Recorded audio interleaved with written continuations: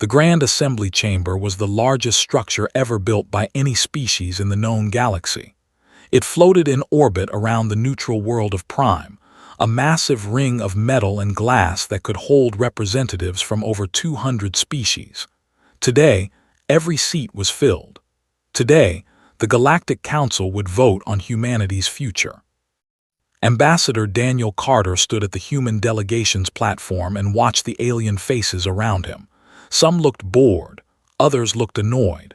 A few, very few, looked sympathetic. He had spent 30 years of his life in this chamber, fighting for humanity's place among the stars. He had given everything to this cause, and now he already knew what the vote would bring. "The motion before us is simple," said High Arbiter from his elevated throne at the center of the chamber. His voice echoed through the vast space, translated instantly into thousands of languages.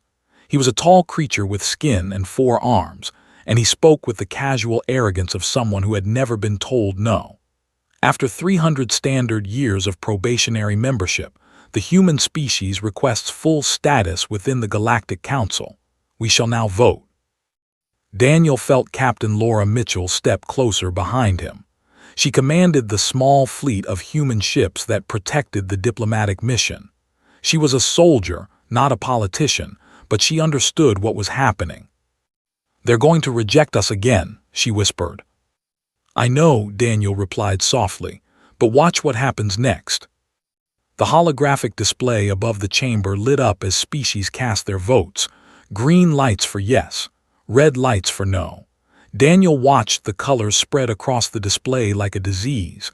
Red dominated. It was not even close. "The motion fails," announced. There was no surprise in his voice. "Humanity shall remain in probationary status for another review period of 50 standard years." Murmurs filled the chamber. 50 years. Another 50 years of being treated as children. Another 50 years of doing the Council's dirty work without any of the benefits. Daniel had expected this. He had prepared for this. Counselor Ani, the delegate, rose from her seat. She was one of the few aliens who had voted yes. Her species had always been kind to humans. "High Arbiter, I must protest. The humans have contributed more to this council than any other probationary species in history. They have fought our wars. They have healed our sick. They have shared technology that has saved billions of lives. How can we continue to deny them?" Waved one of his 4 hands dismissively. "The delegate speaks from emotion, not reason. Humans are a young species. They are barely 3,000 years old as a civilization. They are impulsive. They are emotional. They are not ready for the responsibilities of full membership." He turned his cold eyes toward Daniel. "Perhaps in another century when they have matured." Daniel felt the anger rise in his chest, but he pushed it down. He had learned long ago that showing emotion only proved their point. Instead, he smiled. It was a calm smile, the kind that made people nervous. "High Arbiter," Daniel said, his voice steady and clear, "I thank you for your consideration. I thank this council for the opportunity to serve alongside you for 300 years. And I thank every species here for teaching humanity a valuable lesson about the nature of respect." The chamber grew quiet. This was not the response they expected. Usually the human ambassador would argue, would plead, would promise to do better. Daniel did none of these things. "Effective immediately," Daniel continued, "the United Earth government withdraws from the Galactic Council. All human military forces currently serving in Council peacekeeping operations will return to Earth within 30 standard days. All human medical teams operating in Council space will cease operations. All technology sharing agreements are terminated. All trade treaties are suspended pending review." Silence, complete and total silence filled the chamber. 200 species stared at the human ambassador with expressions of shock, confusion, and disbelief. Laughed, it was an ugly sound. "You cannot be serious. Humanity cannot survive without the Council. You need our protection, you need our trade, you need us." Daniel shook his head slowly. "No, High Arbiter, you need us. You have always needed us. You were simply too arrogant to see it." He turned to address the entire chamber. For 300 years, humanity has protected your borders. We have cured your diseases. We have fed your hungry. We have built your infrastructure. We have died for causes that were not our own. And in return, you have treated us like servants, like children, like lesser beings. He paused and let his words sink in. That ends today. Humanity will no longer beg for scraps from your table. We will no longer sacrifice our sons and daughters for species that despise us. We are leaving, and you will learn, very soon, exactly how much you depended on the species you rejected. Laura Mitchell signaled the human delegation. They began to file out of the chamber in perfect order, their heads held high. Daniel was the last to leave. At the door, he turned back one final time. "When the darkness comes," he said, "and it will come, do not call for us. You made your choice today, now live with it." The doors closed behind him. In the chamber, chaos erupted. Delegates shouted at each other. Some laughed and said the humans were bluffing. Others looked terrified. Counselor Ani sat in silence, her hands trembling. "What have we done?" she whispered to the delegate beside her.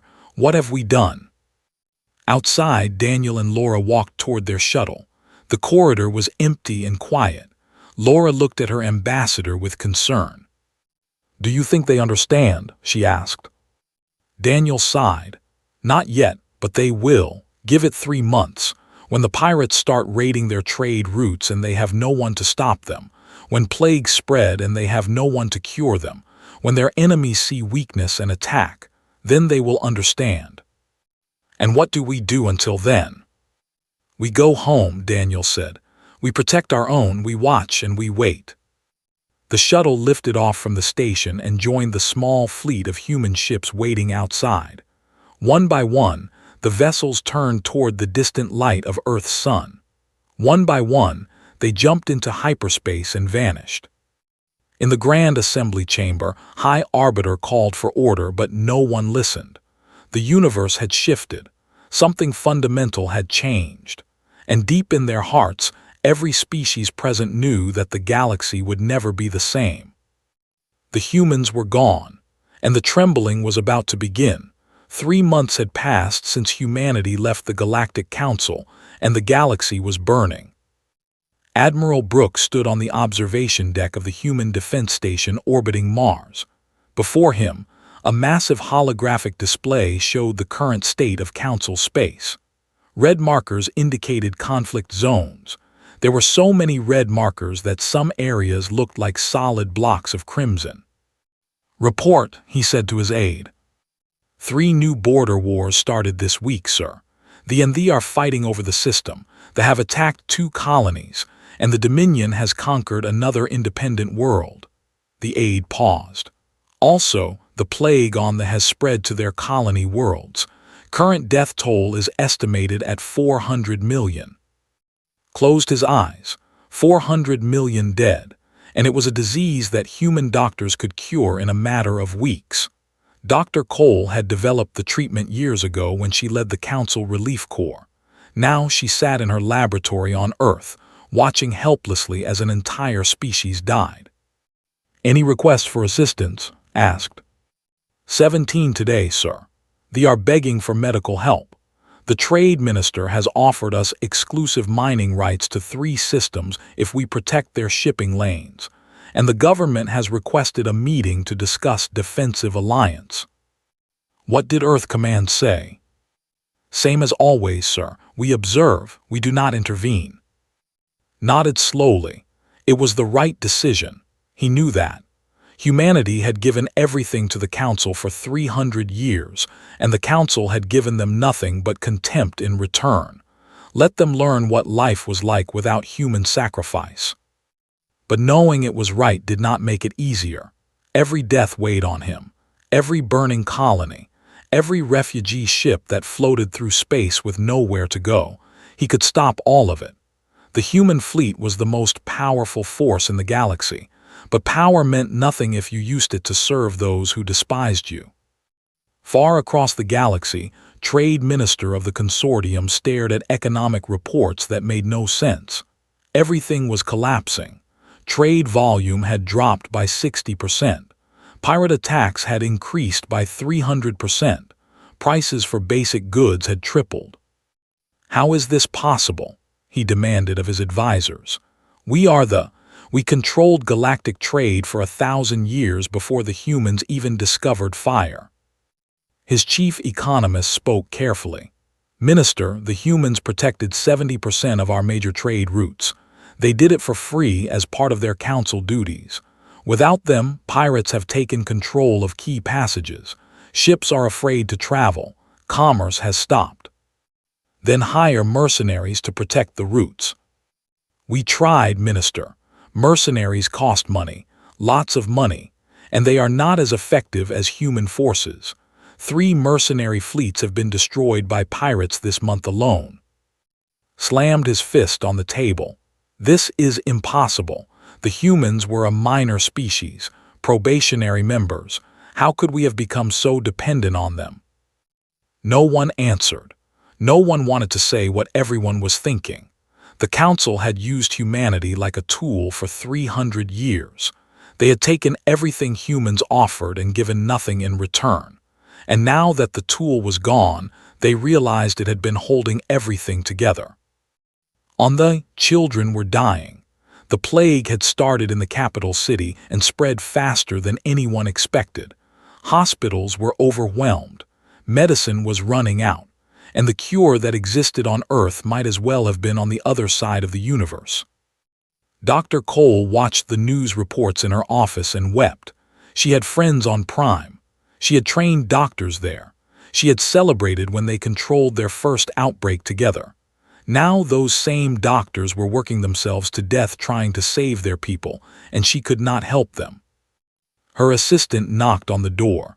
"Dr. Cole, there's a transmission from Prime. They're asking to speak with you personally." Wiped her eyes and accepted the call. The face that appeared on her screen was a physician named. He looked exhausted. His eyes were red and his hands were shaking. He said, "Please, we are dying, our children are dying, you have the cure, please help us." "I want to help, you know I do, but the decision is not mine to make." "Then whose decision is it? Who do I need to beg? I will do anything. My people will do anything, just save our children." Felt her heart break. "Talk to your council representatives. Talk to the High Arbiter. They are the ones who rejected us. They are the ones who need to make this right." The transmission ended and sat alone in the darkness. She thought about all the years she had spent healing aliens who looked down on her. All the lives she had saved for species that called humans primitive. She had done it because it was right. Because helping others was what humans did, but the Council had taught her a painful lesson. Sometimes, helping those who hate you only teaches them that they can hate you without consequences. Meanwhile, General of the Dominion watched his forces conquer another world and smiled. They were a warrior species. They had always wanted to expand their empire, but the human peacekeeping forces had kept them contained. Every time they tried to attack a neighbor, human ships would appear and push them back. Now the humans were gone, and no one could stop them. "How many worlds have we taken?" asked his commanders. 12, General, and our scouts report that the border is poorly defended. Their fleet is small, and they have no allies willing to help them. Smile grew wider. They had always been close to the humans. They had voted in favor of human membership at the Council. It would be sweet revenge to crush them. "Begin planning the invasion," he ordered. "They will be next." Back on Earth, Admiral Brooks received the intelligence report about movements. He saw the threat to space. He remembered that they had been kind to humanity. That Counselor Ani had fought for them when no one else would. He wanted to help. Every instinct told him to help, but orders were orders. Humanity would not spill blood for a galaxy that had rejected them.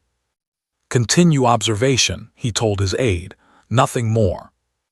As he spoke those words, a part of him wondered how long humanity could watch the suffering and do nothing. They had left the Council to teach the galaxy a lesson, but lessons had a way of spiraling out of control.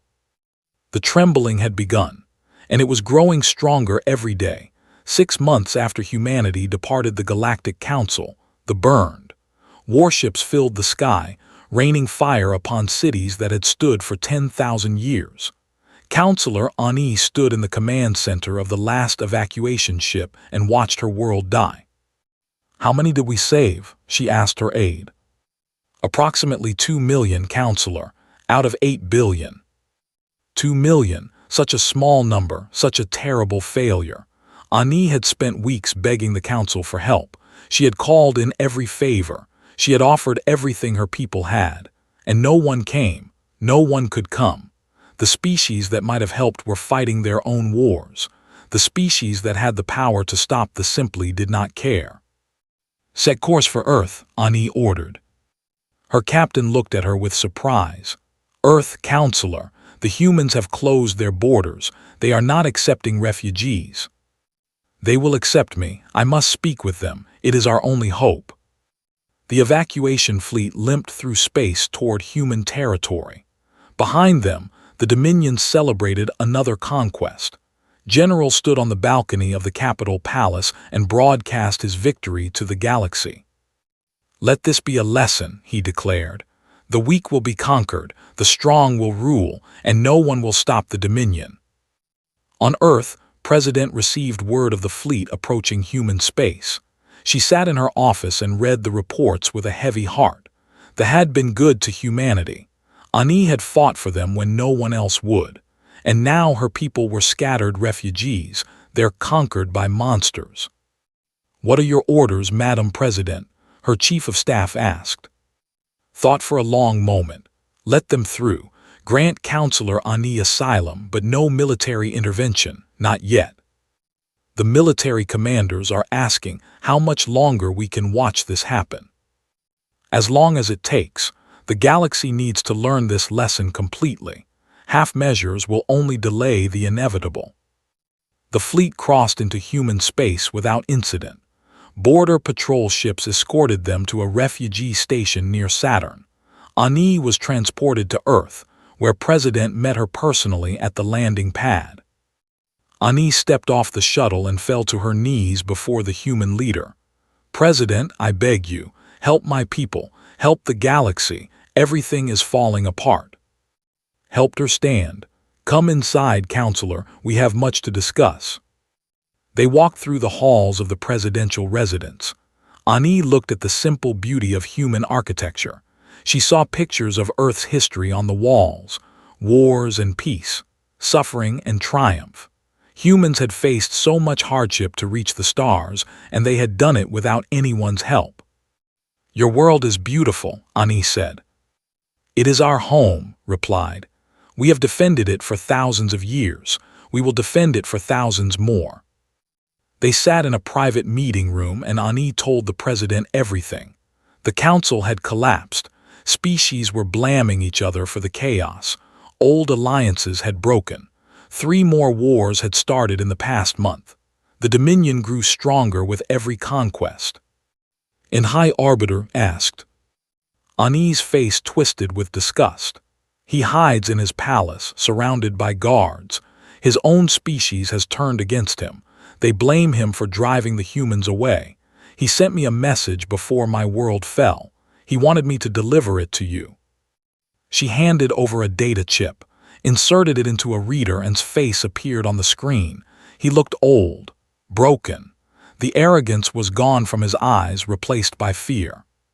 "President," the recording said, "I know I have no right to ask anything of you.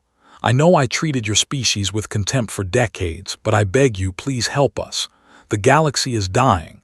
Only humanity can save it. I will give you anything, full membership, a seat on the High Council, whatever you want. Just please do not let the Dominion destroy everything we built." Turned off the recording. "What do you think, Counselor?" "I think he is sincere," Ani said. "For the first time in his life, he understands what he did wrong. But sincerity is not enough. Words are not enough. The galaxy has been speaking to humanity with words for 300 years. Kind words when they needed something. Cruel words when they did not. So what would be enough?" Ani met her eyes. Actions. The council must be dissolved. All treaties that treated humanity as inferior must be destroyed. Every species that wishes for human help must come to Earth and negotiate as equals. No more probationary status.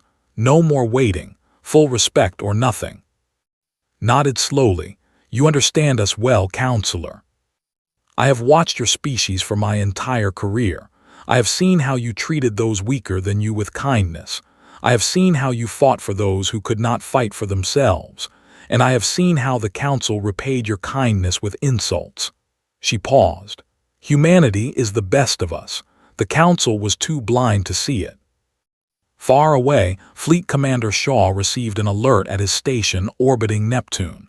Scout ships had been detected at the edge of human space. They were testing the borders, looking for weaknesses. Sir, his tactical officer reported, they are moving toward our outer colonies. Intelligence suggests they plan to attack human territory within 2 months. Smiled, it was the kind of smile that worried his crew. Good, let them come. Sir, for 300 years, we spread our forces across the galaxy to protect others. Our fleet was scattered, stretched thin, always responding to someone else's problems. Pulled up a display showing the current position of human military assets. Now look at us. Every ship we have is here, protecting human space. The largest concentration of military power in galactic history. The tactical officer studied the display. They have no idea what they are facing. No, they do not. They think we are weak because we showed mercy to others. They are about to learn the difference between kindness and weakness. On Earth, President ended her meeting with Ani and stared out the window at the night sky. Somewhere out there, General was planning his conquest of human space. He believed humanity had grown soft. He believed they could be conquered like the. He was wrong. Humanity had never been soft. They had been patient. They had been generous. They had been forgiving. But when pushed too far, when their home was threatened, humans became something else entirely. They would learn this lesson soon. And unlike the lessons humanity had been teaching the galaxy for 300 years, this lesson would be written in fire and blood. Touched the glass and whispered to the stars, "You should have left us alone. You really should have left us alone." 8 months after humanity left the Galactic Council, the Armada entered human space. 12,000 warships, the largest fleet ever assembled in galactic history, moved toward Earth like a swarm of hungry predators. General stood on the bridge of his flagship, the Conquest of Worlds, and watched the stars slide past. "Status report," he commanded. "All ships in formation, General. We will reach the human colony on Titan in 6 hours, Earth itself within 3 days." Smiled with satisfaction. This was the moment he had dreamed of his entire life. The humans had embarrassed the Dominion for centuries. Every time his people tried to expand, human peacekeepers pushed them back. Every time they conquered a world, humans forced them to return it. Now, with no council to restrain him and no humans to stop him, would have his revenge. "The humans have gathered their entire fleet near Mars," his tactical officer reported. "Approximately 4,000 ships." 4,000 against 12,000, laughed. "They are outnumbered 3-1. This will be a slaughter." Admiral Brooks stood on the bridge of his flagship, the Spirit of Earth, and watched the Armada approach on his display. Around him, his officers worked in calm silence. There was no fear on their faces, only determination. "Admiral, they have entered the Crimson Nebula. They will pass through it to reach Titan." Nodded, signal all ships, execute Operation Homecoming. Across human space, 4,000 vessels began to move. But they were not alone. Hidden in the dust clouds of the Crimson Nebula, concealed by technology the humans had never shared with the Council, waited another 8,000 ships. Stealth vessels, weapons platforms, hunter-killer drones. The full might of humanity's true military power, kept secret for 300 years. Captain Laura Mitchell commanded the Vanguard Squadron from her ship, the Rising Dawn. She had spent her career protecting aliens who looked down on her species. She had buried friends who died defending worlds that would not even grant humans full membership. Today, she would fight for something different. Today, she would fight for home. All pilots, this is Captain Mitchell. The enemy thinks we are weak because we showed mercy. They think we are soft because we helped those who hated us. Today, we show them the truth. Today, we show them what happens when you threaten humanity, for Earth, for home, for everyone we've lost. Her squadron responded with a roar of acknowledgement. They were ready. The Armada sailed into the Crimson Nebula without suspicion. The swirling red and orange gases blocked their sensors, but they were not worried. What could 4,000 human ships do against their mighty fleet? Then the trap was sprung. Lieutenant Perry was 23 years old and had never seen combat.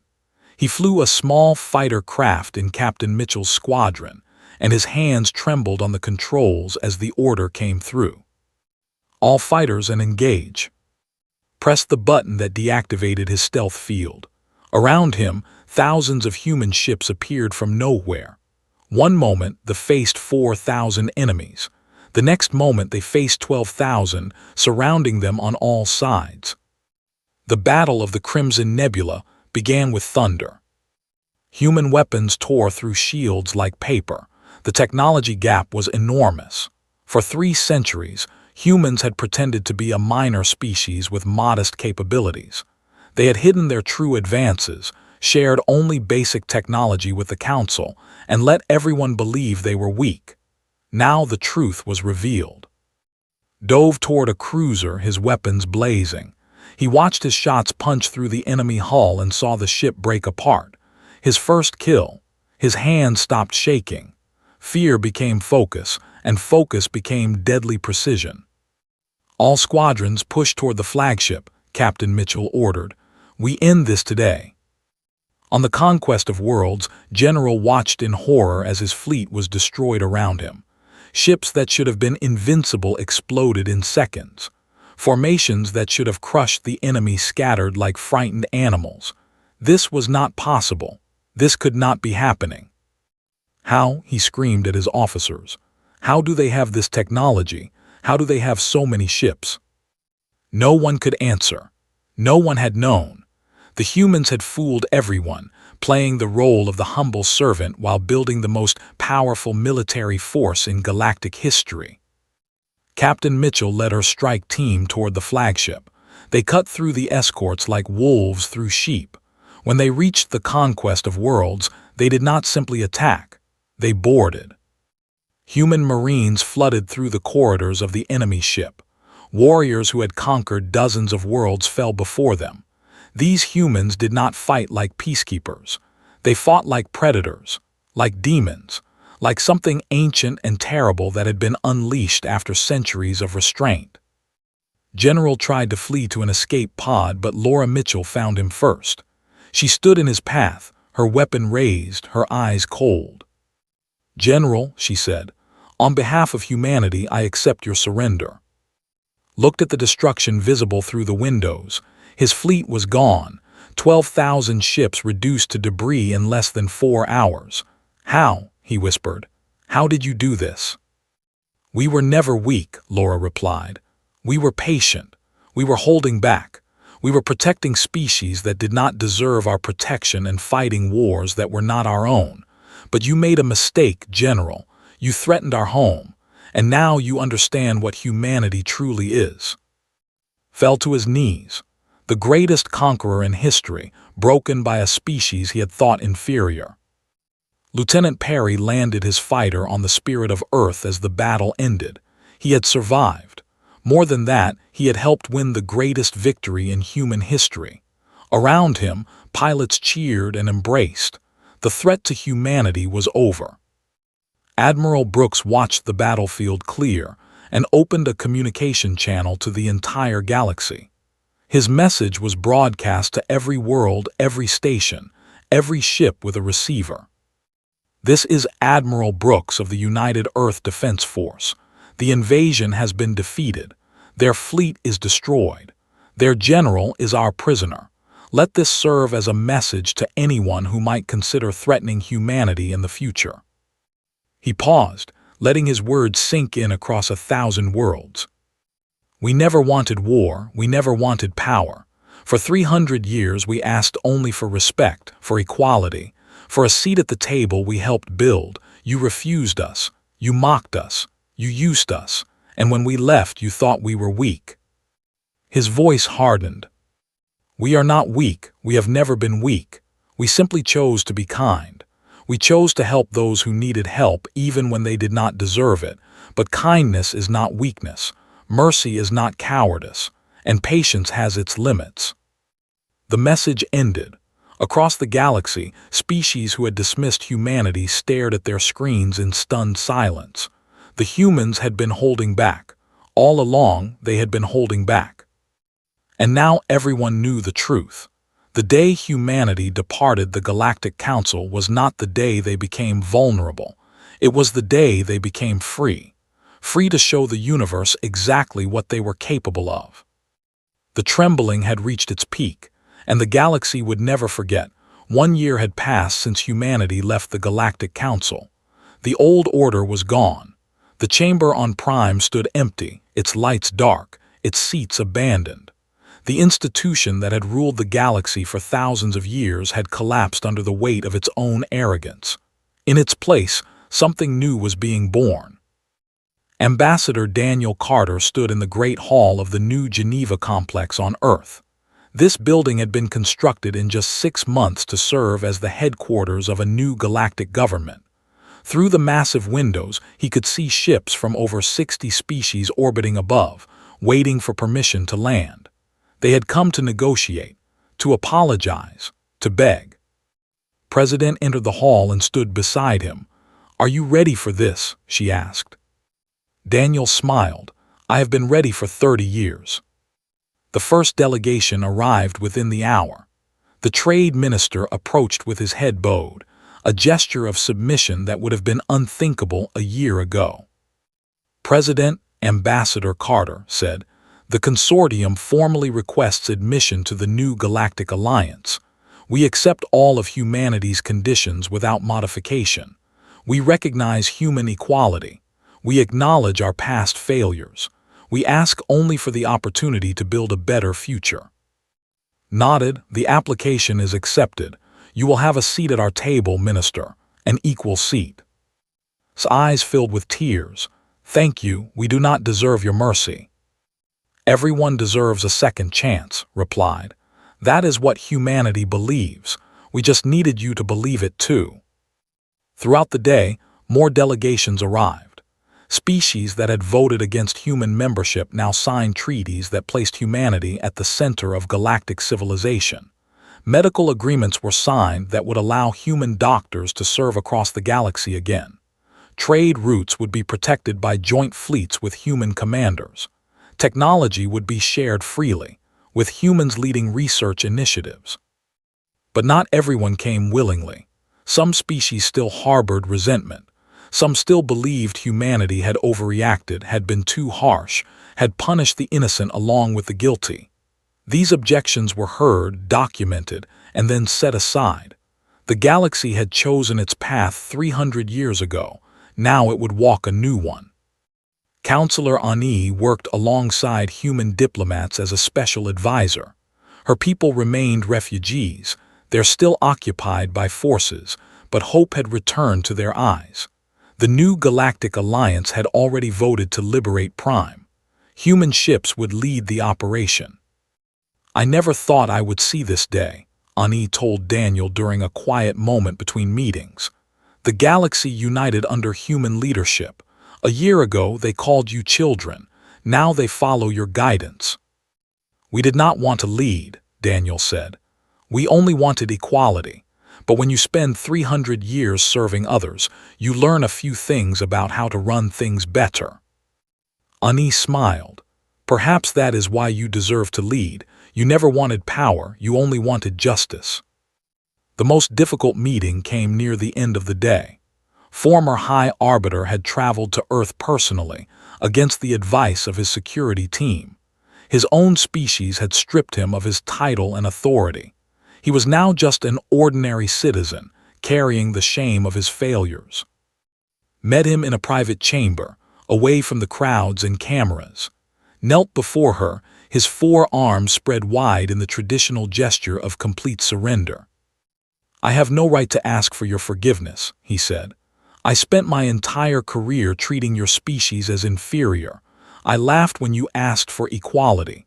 I called you children when you deserved to be called brothers. Every death that has occurred in the past year is my fault. The blood of billions is on my hands." Studied him for a long moment. "Stand up." He rose slowly, unable to meet her eyes. "You were arrogant," said. "You were blind. You were cruel. And yes, your decisions led to tremendous suffering, but you are not the only one responsible. The entire council shared your views. The entire galaxy accepted the system you represented. That does not excuse my actions." "No, it does not, but I am not interested in punishment. I am interested in change. You have influence among your people. You understand how the old system failed. I want you to teach the next generation of leaders why equality matters, why respect matters, why the strong must protect the weak instead of exploiting them." Finally looked at her. "You would trust me with this task after everything I did." The best teachers are often those who have made the worst mistakes. You understand the consequences of prejudice in ways that others cannot. Use that understanding to build something better. He bowed his head again, this time in gratitude rather than shame. "I will spend the rest of my life honoring this trust. I swear it." Months later, the liberation of Prime was complete. Human Marines had led the assault, supported by ships from 12 different species. General watched from his prison cell on Earth as his conquests were undone one by one. The Dominion had been broken, its military power shattered, its colonies returned to their original owners. On the rebuilt, a ceremony was held to celebrate the new era. President spoke to crowds of aliens and humans gathered together for the first time as true equals. 1 year ago, humanity left the Galactic Council. We left because we were tired of being treated as lesser beings. We left because we could no longer sacrifice our children for species that despised us. We left because we hoped, perhaps foolishly, that our absence would teach the galaxy a lesson about the true meaning of partnership. She paused and looked at the faces before her. Stood beside, species that had fought wars against each other now shared bread and stories and laughter. The lesson was painful, too many died, too much was destroyed, but the lesson was learned. Today we do not stand as masters and servants, we stand as equals, as partners, as friends. The new Galactic Alliance is not a human empire. It is a family of worlds united by shared values and mutual respect. Young children played in the gardens behind the stage.